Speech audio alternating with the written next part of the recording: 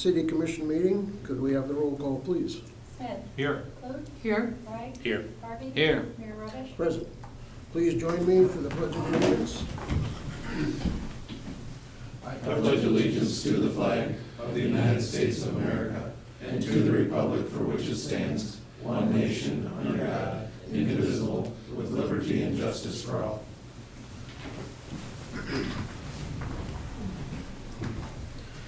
Thank you. Moving on to the agenda approval. Anything I missed for the agenda tonight? Any additions? Move to approve the agenda. Second. Roll call vote, please. Smith. Aye. Clute. Aye. Wright. Aye. Harvey. Aye. Mayor Robish. Aye. Moving on to number 3, the city commission adjourns to convene as the Board of Adjustments for the following public forum. We have 2 variances tonight. 3.1, consider variance request filed by Scott Campbell and Brittany Whip, project address 980 Saxton Drive, to construct a 6-foot tall fence where code states that fences not exceeding 6 feet in height may be erected on those parts of a lot that are not closer to the street than the principal building in an area zoned R4 multifamily residential district. I'll turn this over to our city planner, Mr. Cranston. Thank you, Mayor. I have an aerial photo of this on the board up here. What you'll see is the original, in the red outline here, shows the original applicant's proposal. Shows the original applicant's proposal. The building official and I both had concerns about this, and we had suggested possibly limiting the 6-foot fence structure to just the west side, which would be the left side as we're looking at it. They have a rather large family, and there's going to be a pool involved, and so the compromise that we came up with is they would agree to allow the safety triangles there you see in the left and right corners as is depicted by the yellow outline. And then the area along the street there to the north would be a full 6 foot, because there are small children involved and there's many of them. Mm-hmm. And so we would, I know Brittany's here if there are any questions, but with that adjustment, the building official and myself and the hearing examiner all recommended approval then. Okay. I'll make a motion to approve as drawn in the yellow. I'll second. Okay. Any questions for Mr. Cranston or for, go ahead, Mr. Thank Smith? you. So maybe starting on the left, Barry, just hit me with that one more time, as they say. So the red outline is, Yep, but the yellow the outline yellow, would be what, 6? that would be 6 foot, but they have agreed to include the safety cutouts that wouldn't, because there's no sidewalk there, they wouldn't normally have had to do that. And so when they agreed to do that, then that allowed for better visibility of any pedestrian traffic that might be walking in the grass in the boulevard there. And so we felt like that was a reasonable compromise, and the hearing examiner agreed with that. So on the west side, 6 feet, the north side would be It would all be 6 feet. all the way around? Yeah, all the way around. Okay. Thank you. Any other questions? I don't smell smoke, but I see a little smoke down there. I want to ask a sidewalk question, but I know that. Oh, Yeah. okay. Not the time. Okay. Do you have anything you'd like to add? Okay. We have a motion and a second, I guess. Roll call vote, sorry. Smith. Aye. Clute. Aye. Wright. Aye. Harvey. Aye. Mayor Robish. Aye. Thank you.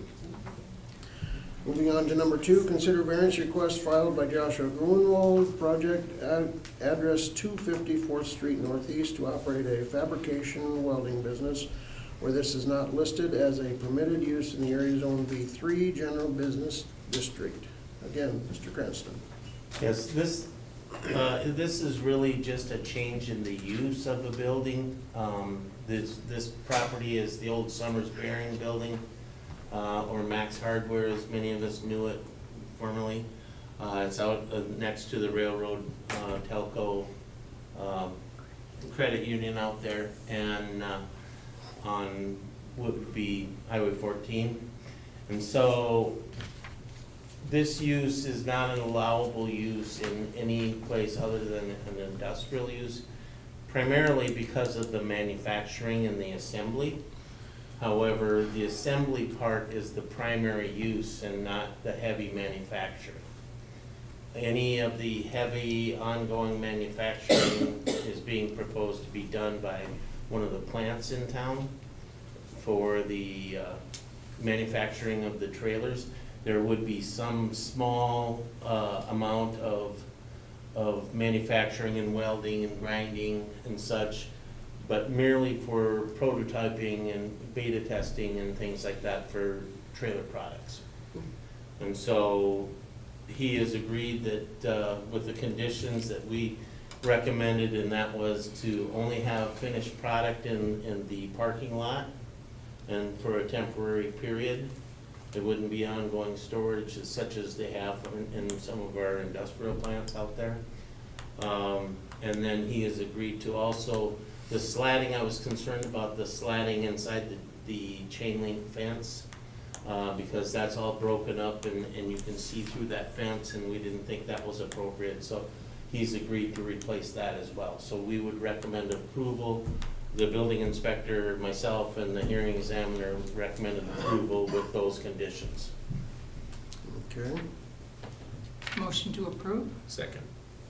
Any questions from the commission? Yes. So, Correct. a couple of questions. I mean, I think it's great if we can get a use for this. First of all, did we hear from any neighbors? No opposition at all. In fact, we did have one neighbor there in support. One support. Okay. I guess that this is the type of question that comes up on these a lot when we have these conversations and you say, as long as they do this and as long as they do that. What is the mechanism wherein we enforce that? So, you know, I mean, obviously we can enforce he's gotta put new slats in the fence, but if a year from now conditions change and he's welding more trailers there than we thought, where is the enforcement? Cause I understand he's got, with what he's talking about right now, I think it'd be a great use for it. But, you know, just anytime we put these in place, there's always that Right. question of how do we enforce it? And the enforcement really comes from just ongoing monitoring from the staff.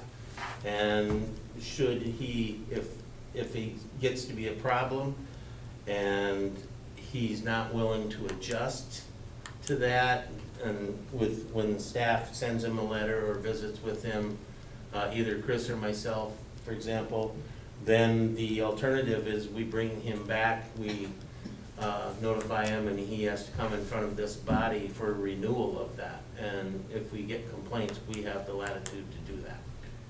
And so to that point, like right now, in writing, we're saying he's gotta redo the fence. Right now, we're saying he can't store for, except for finished product. Right. What about the the amount of welding that he does? There's not even any language in there, so. No, If in 2 years, if you are down the road and we have a new planner, do we need to have any of that kind of language expressed since that's part of the way you're explaining it, or? I don't know how we could limit the amount of welding that goes on within the shop itself. Yeah. That would be impossible for us to do without entering the premises. Right. I'm just saying, so, because yeah. the purpose of this conditional use is that we are saying this type of industrial production would not be allowed in this area. Right. We are allowing it, but right now, although you explained that he's Mhm. mostly gonna be doing assembly, we don't have anything in the language that would stipulate, other than the conversation we have tonight. So, Other than the 2 months minutes or that. 2 years, Yeah, exactly. other than the minutes reflecting. So I'm just wondering, things. do we want to put another condition in there that, just so that 10 years from now, if somebody looks back on it, it's easier for them to understand what we approved. Because again, I think what he's planning to do is great. I'm supportive of the idea. I'm just talking about when we have these conversations and say, we're gonna do this as long as he agrees to that, when it's not in writing at all. Other than, like you say, someone would literally have to go pull the minutes and, you know, go back and watch the YouTube of this in the Yeah. future. But Yeah. And if, I mean, this body certainly has before, and I guess will continue to go any kind of those ongoing conditions. And so we did not feel it was necessary, just simply because he has expressed that his plan is to grow his business, and if he grows his business within 50%, he's gonna be out of room in his building. And so that would be the ultimate goal there. And so he would be looking for another site to grow into. But if this body wants to make another condition, I guess that's certainly your prerogative, you know. yeah, I'm just trying to think of how, again, similar to these conversations we've had, just how best to quantify that so that later it's easier to measure, because Yeah, I guess I have nothing at this time that I could do, and I mean, is I it, think I think we have to do it today, at this moment in time. The conditions we set forth in this hearing are going to be the ones that will be the primary controls for this business. so just in your summary, would it be safe to take that language and make sure this is comfortable for him as well? But, you know, you expressed it as he'll be doing primarily assembly with only limited fabrication. Could we make that a condition where we say the intention of this conditional use is to allow for primarily assembly? I'm comfortable with that if you would want to make that And a that part wouldn't of be, that. that wouldn't be problematic for No, your. Yeah, because that's what, yeah, You kind of hit the nail on the head. It's just to get going, a place to get established, grow. As I grow, take the necessary steps to move forward and find another location. Okay, But so who manages that, though? I mean, What's that? we can Yeah. put it in there, but who Yeah. manages it? Well, and it's difficult to do it when we would have to have permission to enter the premises, Right. so, Right. and so. So I think what it would do is that if later, if there was a complaint from a neighbor who said, why did you allow that Mhm. in that neighborhood? Why did you allow the conditional use? We could say, well, we did it with the understanding that it was gonna be primarily assembly and not fabrication.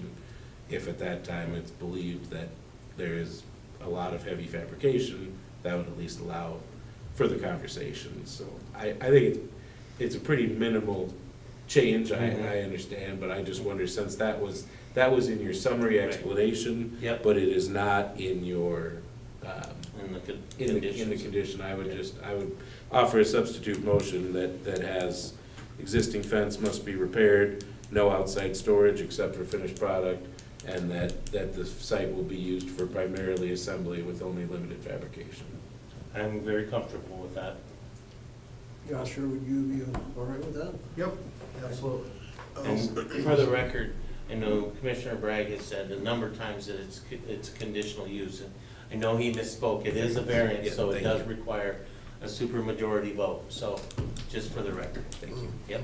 So I would offer a substitute motion up to that effect. I'll second.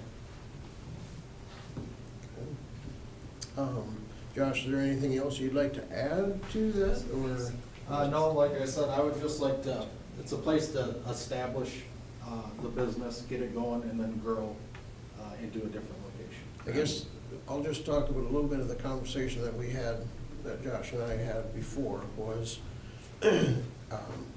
it's kind of, when you get your finished product made, you'd like to have one out there in the parking lot Yep. for public to see. So it's a- It'll be public to see. Most of the product will be sold product. Right. So it will be sitting outside, and the whole end goal is to get it to the end user as soon as possible. So it would be a great place to showcase your Yep. stuff with, in the parking lot. So that's kind of that was the gist of this, so. I'm super excited to see that Yeah, property yeah. being utilized. That's great. Okay, so we have, So it's a motion and a second. okay, and we have that. Okay. Any other discussion? Nope. Josh, you're good? I'm good. Roll call vote, please. Smith, Aye. Clute, Aye. Bragg, Aye. Harvey. Aye. Mayor Robish. Aye. Thank you. Thank you, Greg. Yep, thank you, Mayor. Board of Adjustment adjourns to reconvene as a city commission. Moving on to public forum. Public forum is limited to a maximum of 3 minutes per person. Please state your name and address for the record. I know tonight we have a couple. We have one from Commissioner Clute, one from our Finance Director Pauline Carey, and one from our HR Shannon. So let's start with Commissioner Clute. Thank you, Mayor. I just want to announce that the Senior Center is hosting a Mother's Day brunch this Saturday at 9 a.m. at the Senior Center. Thank you. Okay. Let's move on to Pauline, and she's done typing. I just want to note that as of last Thursday, the absentee ballots are available at the Vidal County Courthouse. Remember, we have a combined election with the city, school, and the county. So absentee voting will be taken up there. Election again is June 2nd, and voter registration deadline is May 18th. If you go on the county website, we'll get it on ours when one is back in the office, but there's a QR code that you can go to, and it's a voter information portal that you can put your voter information in, and it will tell you what you will be voting on. Because it will be more than one type of ballot. So it's an easier way to figure out how you're gonna vote. Sure. Okay. All right, Shannon? Hello, Mayor and Commissioners. I'm Shannon Bitler with HR Office, and I'm gonna have Barry help me out with this tonight. I'm gonna do a quick little PowerPoint to talk about the city of Huron and that we attended a career fair last week. So we have it over here on the board, and I know it's 3 minutes, so I'm gonna try to whip through this quickly. So this is going to be the city of Huron. We attended the CT High School Career Fair last Wednesday, April 22nd. And I just want to point out what an amazing opportunity this was for the city of Huron to shine. We were fabulous. Every department there was up there was fabulous. Some fun facts about this. Students from Huron and 5 other local high schools participated in the career fair. We had, besides Huron High School, we had Iroquois, James Valley, Willow Lake, Woolsey-Woonsocket, Woolsey-Wessington, and then Woonsocket. From the surrounding schools, there were about 130 students or future employees that came, and then there were a total of 755 students that came through and stopped at all of our tables. There were also homeschool students attended also. There were a total of 72 vendors there, which was great, who attended the career fair. There were 142 representatives there for their businesses. With the city of Huron, we had 8 tables there, so it was fantastic. We were kind of over in a corner, but we were all together and we all worked together. So we had the solid waste, who brought equipment and had a table. The water department, they had some swag on their table. The street department had brought some equipment out in the parking lot. Public library provided their summer programs, had giveaways, some swag on their table. The police department brought equipment. Parks and Rec were there, just welcoming all the students. They're gonna be working for us this summer. And they had candy, which was great. The fire department brought equipment, and they had a little demonstration for us that they were not planning. And then the human resource department, we just brought information promoting all of the jobs, the positions that we have throughout the city. When we were done with the career fair, the next day, we actually received about 10 applications because of that career fair. So it was a great opportunity for us to shine. When I spoke with the CT director, Jolene, who organized the career fair, she was excited that the city of Huron had great representation, and informed me that they're excited to have us back next year. Some departments reached out that were not at the career fair and informed me that they do want to participate next year. They heard we had the career fair and some tables were there, and they want to make sure they're there for next year. And here are some of the faces that represented the the city of Huron. And so we have the Parks and Rec Department. Zach, Nicole, and Chad were there promoting the summer jobs they offer each year. Many of the students, have already, that's okay, were already hired for us for the summer, but they just wanted to make sure they stopped and said hi and kind of introduced themselves, a fun little thing. I told the kids, some of them, my question was, are you working for us this summer? And if they said yes, I'm like, give me your first name and I'm gonna figure out what your last name was. So I did hit it on the head with a few of those kids. So they thought that was pretty cool that we knew who they were. The solid waste department, we had Dan and Kassaw out there, and they did a great job. They enticed a lot of people to come over to their table. They had brought some compost for their students to take a closer look at. If you can see on the table, they had some Ziploc baggies with different compost in there that they could kind of squish, and if they wanted to smell, they could smell or take some home. And then we had Sandy out in the parking lot with a garbage truck, and she was out there and had a few people in there. And so this is the solid waste department, the street department. As you can see up in the top left, there were some people that were trying to get in the garbage truck, see what it's like, what the whole thing looks like. And then we had, up in the top right, we had garbage trucks, street, and the fire department there. And the public library did a great job. Monty and Jesse were amazing there. Their table was always busy. They had students there all the time. They brought material to talk about their summer program. Let the students know that came up there that we had a part-time, year-round position open with the library. And so again, we did have people apply that afternoon or that evening.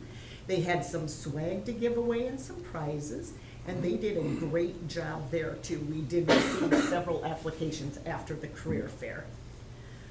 With the water and sewer department, Rob and Chad were the ones presenting, and if this was blown up, you could see Rob is actually smiling, having a great time at the career fair. So it was a lot of fun to have those guys there too in their bright shirts, so it was easy for me to point around and point out all of our tables there. Our Huron Fire Department, students asked if they could get in the truck and turn on the sirens. The guys, the people outside, let them turn on the sirens, so they thought that was pretty cool.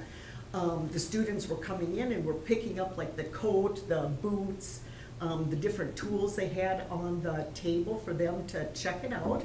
And the firefighters actually gave us a little bit of excitement. About 2 o'clock in the afternoon, they started getting calls that there was some kind of a fire alarm. So that fast, these guys grabbed their gear, and they were so smooth, they were like ninjas. They grabbed their gear and were gone, but we could still hear their radios going, so people were standing there kind of in awe, which I was too, at exactly how great these guys were. They were so smooth and didn't miss a step. They were great. This is some more pictures of outside with the fire department. Jay and Taylor were out there kind of showing people what these fire trucks are like. And then we did have a couple students getting up in there, so it's kind of neat. And we also had a female volunteer firefighter there representing for us also. The police department was Officer Durr. He was getting people involved. He had that big shield, and then he was talking about like actually his vest and all the gear when they have everything on in their vests.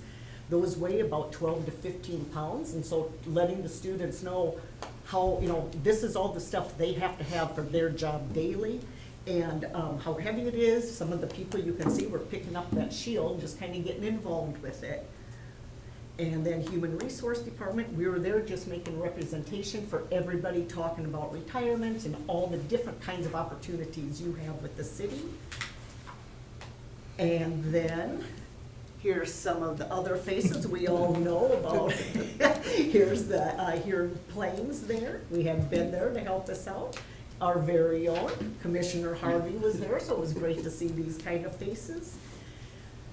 And then the next one is going to be just some of the colleges, community colleges that I am trying to get involved with. We post some of our jobs on their websites. I talked to the School of Mines. They were really excited that we have the engineering tech position open. I told them we have an intern coming from the School of Mines, so that was pretty exciting. And so this is just a great opportunity to show the city, the people in the community, exactly what the city does for them and how we keep them safe. So yeah, Well, so good, thank you. hopefully I got that done in my 3 minutes. 8.5, you're too long. Oh, okay. I was talking fast. Nowhere near 3 minutes. I would just add to that though, Shannon, she did a very good job because I interrupted her somewhere and she was telling them about some positions that were available in the community, talking to some of these tech schools, so it was good. Yeah, it was great. Was very good. Next time I'll make it 3. Next time, just keep that in the All right. Moving on to the consent agenda. Matters appearing on the consent agenda are expected to be non-controversial and will be acted upon by the commission at one time without discussion unless a member of the commission requests an opportunity to address any given item. Items removed from the consent agenda will be discussed at the beginning of the formal items. Tonight, our consent agenda is 6.1 minutes of April 20, 2026. 6.2 personnel items. Number 1, accept the voluntary resignations of volunteer firefighters Chad Crandall and Ben Sharon. And number 2, acknowledge that volunteer firefighters Christina Guthrie and Travis Whiff have completed their required probationary periods. Number 3, approve the 2026 seasonal employment for staff at Memorial Pro Shop, Golf Maintenance Shop. 6.3, set May 11th, 2026 as a public hearing date to consider transfer of retail on-off sale wine and cider license and retail on-off sale malt beverage and South Dakota farm wine from Tokyo Huron LLC to Koi Dining Group LLC. And 6.4, payment of the bills. Motion to approve. Second. Roll call vote, please. Smith. Aye. Booth. Aye. Bragg. Aye. Harvey. Aye. Mayor Moore. Aye. Moving on to bid quote items, 7.1, consider approval of 2026-26 water tower mixer quote award to KLM Engineering in the amount of $85,430.40. This is Commissioner Bragg? Nope. No, Commissioner, I'm sorry. I'm sorry. Had a 2.5-hour tutorial today and I'm turning it over to those guys. Oh, okay. Okay. Brett. City Engineer Brett Runge. Thank you, Mayor. Actually, we've all been involved on it, so I think any of us could have did it here. So yeah, but KLM Engineering, they provided a quote here for these tower mixers. This would be 3 mixers. We have 3 water towers in operation. We have the 1.5 million gallon tower on the south side of town. We have the 1 million gallon tower on the north side of town. And then we have the 0.5 million gallon, 500,000 gallon, is what it would be over by Dakota Provisions. And so these mixers, they basically would they would drop them in from the top. The quote includes the wiring and installation, everything, electrical installation for them. They'll connect into our SCADA system in the end. They drop them in from the top of the tower, and then they just run continuously and basically turn the water over. The idea behind that is that we can improve the water quality so we don't get stagnant water. You've got a big water tower, you're gonna have zones in that tower where that water maybe doesn't get turned over as often, right? So it can get, we'll call it stagnant. It's still a delicious city of Huron water, right? But it's not top shelf city of Huron water. So we're looking to mix that and turn that over. The other idea is behind these mixers is during the winter conditions, Rob and his crew do a great job of lowering the tower levels because we don't use as much water. There's not lawn watering and different uses there. So they lower them so there is more turnover, but we can still run into situations where there's some freezing and icing, and that can cause a lot of damage inside of a water tower. So this helps create water movement in that tower and helps prevent some of that. Last year, Rob, we seek quotes from 3 different firms, I believe. We got 2 quotes in the end. And so this was probably this was the most cost competitive quote. These guys are very reputable with what they're doing.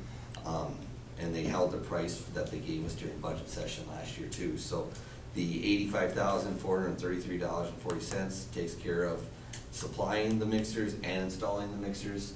And we had budgeted $100,000 for this, so we're under that budget. There may be some unknowns that come up as they get in on site. The other thing is we'll have a few fees to connect it to our SCADA system with Microcom. Rob, do you have anything else to add? Move to approve. Second? Okay, any questions? Commissioner Smith? Thank you, Mayor. So why now to install these? Yep, so it's something we've been looking at for multiple years. We do continuing education and training, right? So we've been to multiple conferences, and these guys have been at those conferences presenting. They show modeling of how the water's turned over and stuff. So we've educated ourselves and felt that, you know, this is something that we could see benefit to. What, the thing that jumps out at me is the icing effect. How do they stay, I mean, is it just because it's so bulk that it doesn't freeze up, or how does? So they do freeze, and that's some of these conferences that we've been at, they show pictures of damage in towers. It's the ice, for instance, it can freeze up and bridge, and then the tower lowers, but that ice hangs up, and then all of a sudden it'll give, and it'll come down, and it'll smash, you know, your inlet piping. If you have ladders or something like that inside your tower, it can do damage. We don't have any ladders inside our tower, just the one, I guess we do, right? So, but they can do damage. So what you do to try to, what we've done to try to keep from freezing is you lower the operating level of the tower, right? So instead of operating these towers during the winter months at the full level, maybe they're operating more at the half level, give or take. And you kind of play with that a little bit so that you're turning that water over more often. That's, as that water sits in the tower, the temperature continues to decrease during the winter months, right? So if you can turn that water over more, that's how you're gonna keep it from freezing. So they've done a great job of that.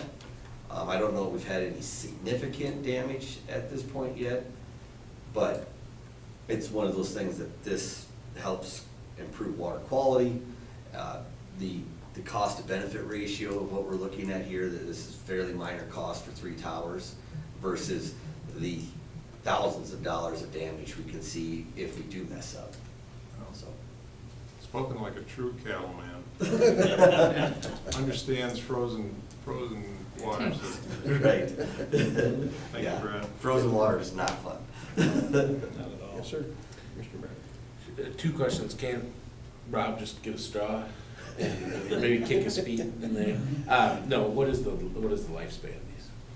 Well, that was part of the selection. There were several other ones that have come out into the market, and like one is like more of like a propeller type system that we were looking at. That doesn't have much of a history on it, right? These have been around for 20 plus years, and so the lifespan, I don't know if they provided a true lifespan, but we're looking at 20 plus years. Okay. Yeah. Thank you. And once they're installed, the electrical is there, and they're installed, the replacement is not that bad. A lot of times it's just a new motor or something on that in the end, so. Okay. Anything else? Roll call vote, please. Smith. Aye. Luke. Aye. Craig. Aye. Harvey. Aye. Mayor Roberts. Aye. All right, moving on to ordinances and resolutions. 9.1, second reading of ordinance number 2283-23-420, vacation rentals. Mr. Cranston. Thank you, Mayor. Again, this is the second reading, and what this ordinance, if you'll recall, what this ordinance is cleaning up, it's just, is basically some old language that was contained within our ordinance. The old conditional use permit had references to the planning commission making recommendations to this body for approval, when in reality, in today's world, it's actually the hearing examiner that makes that recommendation. So this cleans that up, and it's a fairly minor thing. Recommend approval. Motion to approve. Second? Any questions? Roll call vote, please. Smith. Aye. Clue. Aye. Bragg. Aye. Kirby. Aye. Mayor Robish. Aye. 9.2, consider resolution number 2026-06, a resolution to support the Land and Water Conservation Fund grant for new playground equipment at Bob Bushman Park, and authorize the mayor to sign. And we have before us Chad Schroeder, the Parks and Rec Director. Thank you, Mayor and Commissioners. So we're looking at installing new playground equipment at Bob Bushman Park. And in order to do this, there's a great grant funding opportunity, the Land and Water Conservation Fund grant that we've used almost yearly. So we want to continue to take advantage of that opportunity. This project would cost a total of $28,683.60. It requires a 50% local match. And I guess I'm asking for approval for the resolution of support, and then authorizing me to sign the paper, submit the grant and sign any of the documents needed to submit the grant. Okay, Motion to approve? Second. second. Any additions, questions? Commissioner Bragg, I know you're involved in this one. Pauline's gonna work the numbers for us. Okay. Well, I just want to note that it's a project that wouldn't happen this year. We wouldn't even know until the fall, whether or not the grant was approved. So it'd be something we work for in the budget for next year. Okay. This would be for 2027 budget, correct? And to Chad's point, we have utilized this program pretty consistently. That's been one of the directives Chad has tried to do since he's come on board is, when we have this 50%, free money to match where we can utilize that, it's a good way to stretch the taxpayer dollars and be able to make a community impact, but get half of that matched. So this is a program we've used on other playground equipment. We've used it for, the lights at the ball field. We've used it on many, many different projects. And of course, historically for the city of Huron, have used it very extensively, but especially in recent years, we've done a good job of opting into these funds when available. Okay. Most folks know where Bushman Park is. We have a swing set, we have a climbing area, and we have a merry-go-round there. We believe from safety benefits that, they have given us notice that some of the equipment there needs to be updated. That's why that particular site was chosen, is it does get utilized. That is a neighborhood with a lot of kids, and so that area gets well utilized, and safety benefits is, they haven't said it's gotta go, yank it now, but they've made some comments that we're probably getting towards the end, and that's what we did last year with the stuff at Winter Park was the same way. They were things that we got heads up from the inspectors that, hey, you probably need to take action on that, so that's why we put that one in for this grant. Okay. Yes, sir. Commissioner Smith. Thank you, Mayor.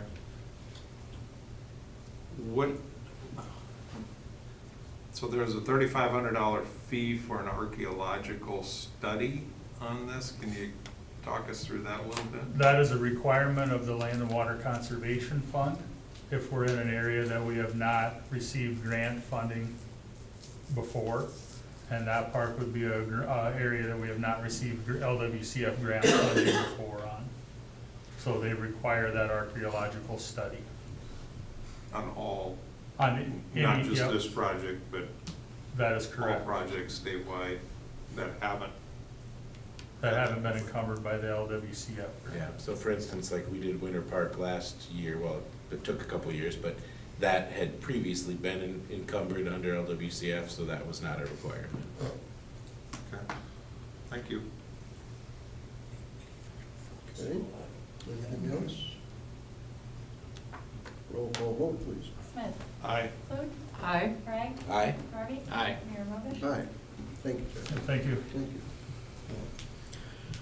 Moving on to departmental items, we have three here that are going to sound very, very similar. The only difference is the license number. And so we're gonna take one at a time, but it's to consider railroad pipeline license between the state of South Dakota, Department of Transportation, and the city of Huron concerning the city of Huron utility lines that run under railroad tracks currently owned by the state of South Dakota and authorize the mayor to sign. So we're gonna start with 10.1, license number WL 1090, and I'm gonna have Mr. Runge introduce these to us. Thank you, Mayor. I'll make a quick introduction, but I might have Attorney Aaron Shivey explain a little deeper there. But basically, these are not for new pipes. They're for existing pipes in that case that are under the railroad tracks. And the DOT contacted our office this winter, I think it was December, and they were trying to clean up their files, and they knew these pipes were there, but they didn't have permits in place or on file for these. So we worked with them to get this information, if there's cleaning up the files and getting the proper permit information in place. I believe Aaron will discuss that a little more. I believe they're looking to sell this property, and that's part of the reason for this. This first one is permit number WL 1090. It is actually for a 30-inch storm sewer. Yeah, 1090 is a 30-inch storm sewer. These are all, it's a property that's south of the airport. And there is on the permits, if you have in your packet, you'll see that there's for each one, they have an exhibit showing the approximate location, but they're south of that main airport runway. Go ahead, Aaron, if you could explain a little better. Yeah, thanks, Brad. Hopefully everybody can hear me okay. I'll try not to speak at length on this one. Still fighting the crud. So, so Brad is correct. The reason that DOT reached out is because they're trying to basically paper their files together for preparation to sell this rail line to the RCP&E Railroad. And so as part of that, they need to be able to document that any crossings underneath the rail line have a license, and then that license will be assigned over to the rail company as part of that sale. So what you have before you, all three licenses are the same. The only difference is the location of the particular crossing. The DOT has agreed to waive their usual license fee because at this point, you know, these have been in the ground for years, and you know, you may well have already paid for these licenses, so you're not paying again for them. The terms of the license require a few things from the city. Most notably, you're required to carry insurance policies, both in terms of commercial general liability as well as business automobile liability. I've confirmed with Paul Lynn that your coverages meet the requirements in these licenses. There's no need to buy additional coverage, so there's no additional cost to the city, you know, through that. There is, however, a requirement going forward that if you do work within this right-of-way that you cross, you are going to be required to take out essentially a very specialized form of insurance that's used for railroad, you know, work or work in the rail right-of-way. In talking with Brett, this is coverage that you have purchased in the past for other projects. You are, as a city, aware of these requirements and, you know, have been able to purchase it at a reasonable cost, you know, in the past. So you are, though, required as part of this license to do that kind of insurance, you know, coverage going forward. But that's only if you decide to do work on those sites. You don't have to put it in place just as a, you know, a prudent measure, you know, going forward. It's only if it's, say, 3 years from now, you decide you want to dig up the storm sewer, okay? So, you know, from my standpoint of talking with Brett, appears that, you know, that's while it is a new requirement for the city, it's a reasonable one that isn't unexpected and something that you can live with. We did try to go back and talk with DOT about whether they would be willing to waive that requirement. They were not, largely because of the potential impact it would have on, you know, RCP&E and the sale. They were just reluctant to do that. So that would be one additional change that you would have going forward. The rest of the requirements in the license are, I've reviewed all of the requirements. They're reasonable, have no problem recommending approval of this. And I'm happy to take questions.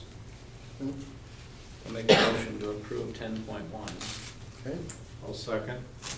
any questions on the first one? Commissioner Bragg? Super quick question, you mentioned waiving the license fee, but there is the $750 in the contract, is that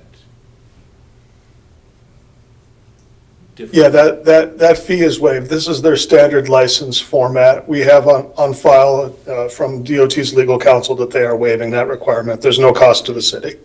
Okay, all right. Yep.